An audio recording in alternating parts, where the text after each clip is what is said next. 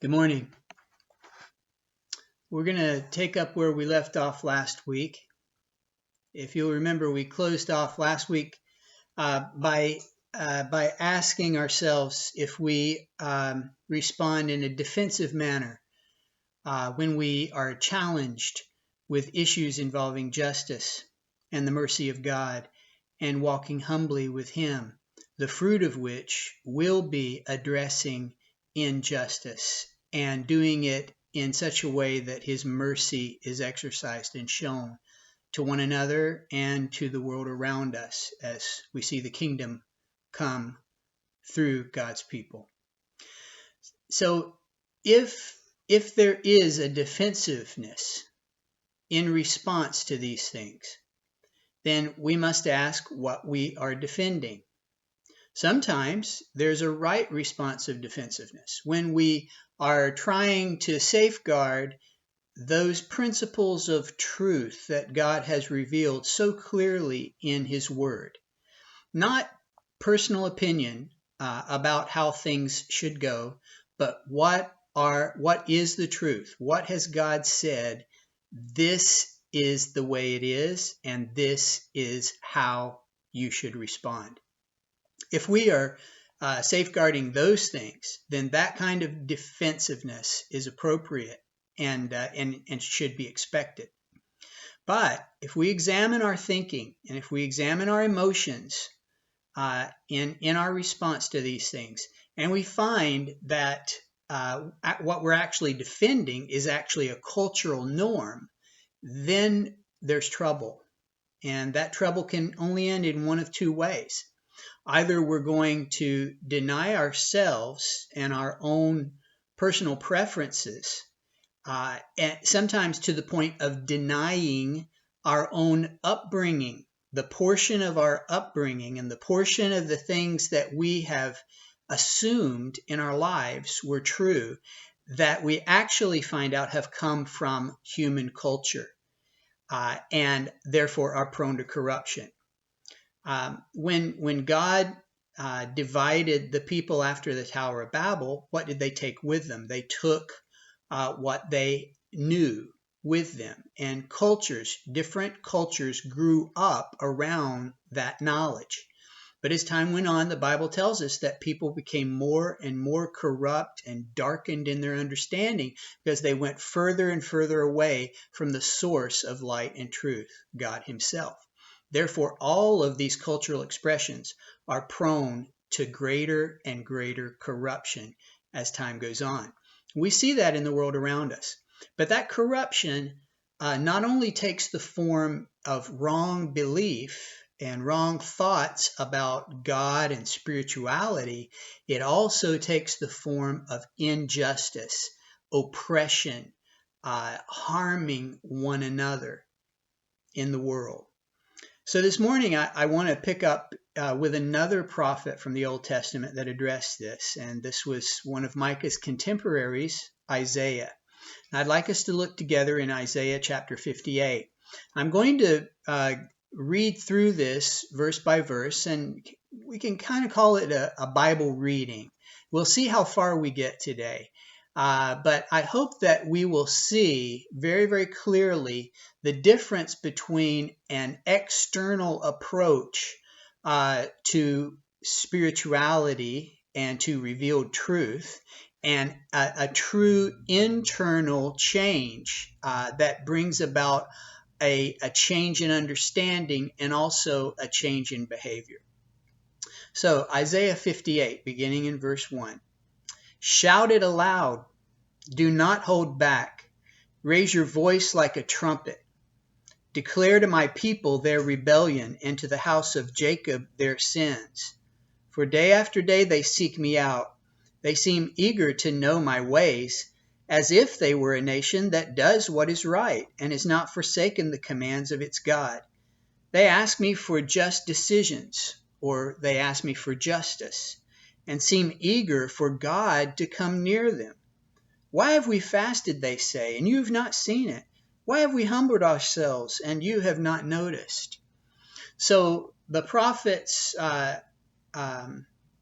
word to the people that he was not to hold back was that outwardly the people seemed to be doing the right thing in their approach to God. Outwardly, they seemed to, according to the law that had been given through Moses, they seemed to be approaching God in the prescribed manner that he commanded them to. They seemed to be humbling themselves. They seemed to be seeking after his will and for his justice even. But God knew their heart, and that this was all or mostly external. Their worship of Yahweh had devolved into just rote practice and ceremony that was empty of life and empty of truth. And the reason we know this is because of how God explains what their approach is in the verses following. Yet on the day of your fasting, you do as you please and exploit all your workers. It's interesting that there's a twofold expression of this of something that's wrong with the outward expression and the inner life.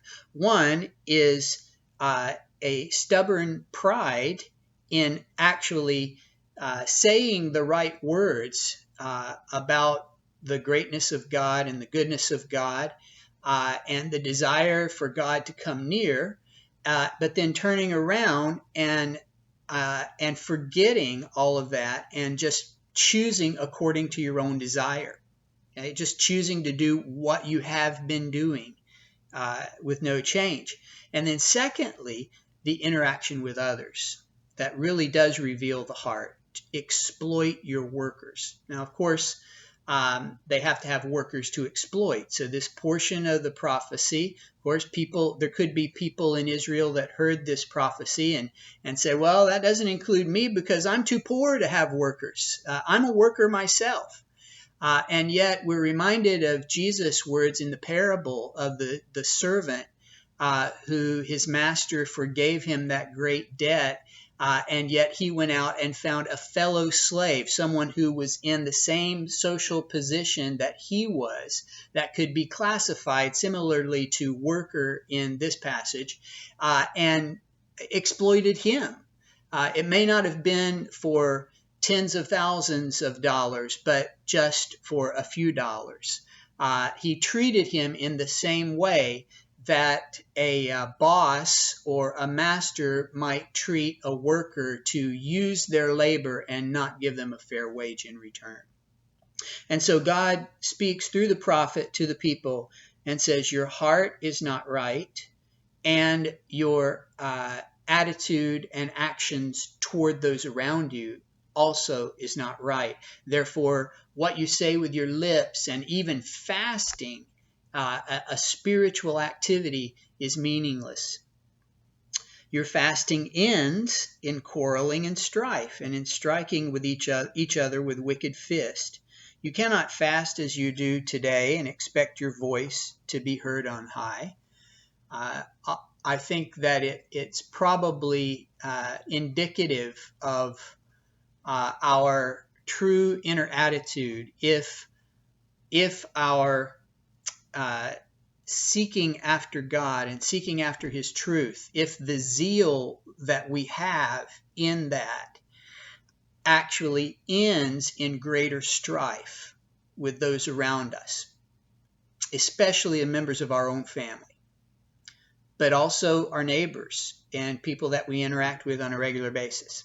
Now, I'm not talking about the difficulty that comes when you're opposed because you stand by the truth. Because you follow Christ, Jesus says, because you follow me, you will be opposed. You will be persecuted even. I'm not talking about that. But when there is, the emotions are over the top and not being controlled. When there is anger present in our arguing, our explaining, our even pleading with others about the truth, the way that we approach our sharing of truth with others does reveal a lot about our inner life and whether that peace of Christ is really ruling. And this is something that I ask myself, a test that I give myself and stop myself. And I want to make sure that I'm growing in this area, that I don't have some kind of other thing at stake when I am pleading with someone I love or a stranger even about who Jesus is and how he's the only way to God, and that God sent him to save us and to bring us to himself. If I'm defending God's righteousness in a particular issue, like we talked about last week, dealing with a moral issue like abortion, or injustice in regards to racial discrimination, how am I approaching this? Do I get heated? Do I get out of control? Or am I firm and clear, and yet the mercy of God obviously shines through the way that I'm speaking and the way that I'm interacting? My motivation can't be missed. The person may argue till they're blue in the face with what I'm saying, but can they see clearly that I actually do love them and I want their best? And that's why I'm giving them this difficult message. So the prophet goes on to say, you cannot fast as you do today and expect your voice to be heard on high. Is this the kind of fast I have chosen? Only a day for a man to humble himself? Is it only for bowing one's head like a reed, or for lying on sackcloth and ashes? Is this what you call a fast, a day acceptable to the Lord? Now, outwardly, the answer would be yes. Of course, if a person is really repentant, and if they are seeking God's will and denying themselves and fasting, then probably they will not be just carrying on business as usual. But we're reminded here of Jesus teaching again when he told his disciples that when you fast, that you're to wash your face and you're to not look disheveled. You're to it's not to be obvious to others that you're fasting, but your Father who sees in secret will reward you. It's in that secret place, not the outward form and show, that exhibits what the true motivation is. Is not this the kind of fasting I have chosen? To loose the chains of injustice and untie the cords of the yoke, to set the oppressed free and break every yoke. Now again, we're reminded of the one who, the Israelite who may be exploiting his brother, exploiting his worker, exploiting his fellow worker.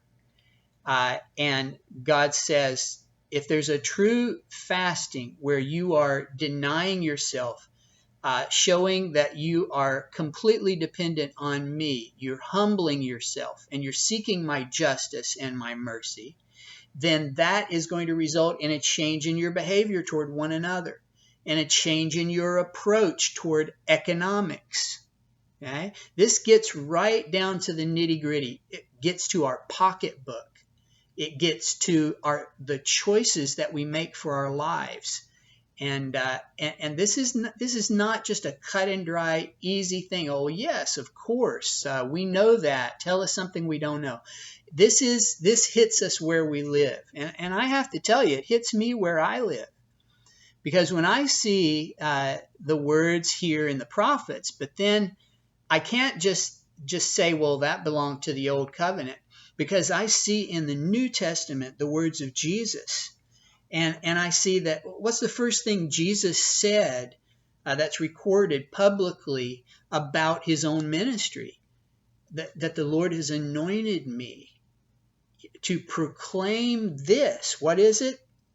Freedom to the captives, justice for the oppressed, to preach the gospel to the poor. Okay? Now, I don't believe that that just means the poor in spirit, that we realize our utter dependence upon God, and we know that we are impoverished in spirit, that nothing good comes from us. It definitely means that. But if you look through the New Testament, look in places like James, some of Paul's references, you'll see that there is an acknowledgement that those who are poor in terms of this world's material goods, there could be a more people being more ready to respond, ready to humble themselves. It's not a given, but I think it does tend to be a tendency. And so why do we see the last decades, where do we see the greatest response to the gospel message around the world? And I know that, we have to be careful about numbers and everything, but if you look back over our lifetimes, where has the greatest response to the gospel been? Well, it's tended to be in areas of the world that we would consider more third world, poor as compared to us here in the West. And Jesus says this to us, and again, I'm preaching to myself with this very, very clearly, because I don't have all the answers to this yet, but I know what the Word of God says in this regard, and I want to hear the words of Christ when He says, "Do not be afraid, little flock, for your Father has been pleased to give you the kingdom." What comes next? It's a command of Jesus comes next. Can you guess what it is? I'm a teacher. I love to do these fill in the blank things. Okay? So before you look it up on your phone or whatever, I haven't given you the reference. Fill in the blank. What's the command that comes next? Do not be afraid, little flock, for your Father has been pleased to give you the kingdom. Sell your possessions and give to the poor. Provide purses for yourselves that will not wear out, a treasure in heaven that will not be exhausted, where no thief comes near and no moth destroys. For where your treasure is, there your heart will be also. Heavy words, not easy to hear. And then how do we put them into practice? Now, I know, probably like me, when you hear this, your mind goes many different places. Perhaps there have been times when you've been able to quietly provide for someone who was in need in some way, and you did it the right way. You opened your heart to them and you gave, not so that others would know, but because they were in need, and God had given you His kingdom. He'd given you His presence, Christ within. You have all that you need. And then out of your abundance, you chose to give to others. I know that many of us, there's been times when we've been able to do that. I'm not denying that. I'm just saying that, just like last week when I broached that sensitive but all-important subject of racial discrimination, and that we need to seek the Lord about how we are to respond, the same is true when it comes to the poor. This is not an extra. Because we don't have specific examples of Jesus demonstrating it for us, doesn't mean that it's not there. As a matter of fact, it's assumed. If you'll search the Gospels, you'll see that it was a regular practice that He had and that the disciples had out of their common, what was given to them by faithful women for the most part, but also others. What was given to them, it was their regular practice from that to then give to the poor around them. It's interesting that there's very, very little explaining about how to do this, but just that it's done. And it's done regularly and it's done with thoughtfulness. Okay. We could go on, we could explore more of this passage in Isaiah, but for now, I think that's enough. That's enough for us to chew on, to ask the Lord, just like last week, I challenged us to say, Lord, what should be our response to racial discrimination? So this week, I'm challenging us again, Lord, what should be our response to poverty? And what is our part? You've given us the kingdom. You've given us the promise that you'll meet our needs. And if you compare us to most of the world, the vast majority of people in the world, we really are rich. So how do we give, Lord? In that giving, we will be truly humbling ourselves. We'll be truly seeking His will to be done. And if you read the rest of this passage, you'll see that there are promises that come with applying this principle. So may the Lord give us, in His faithfulness, may He give us that leading that we need and the grace that we need to respond.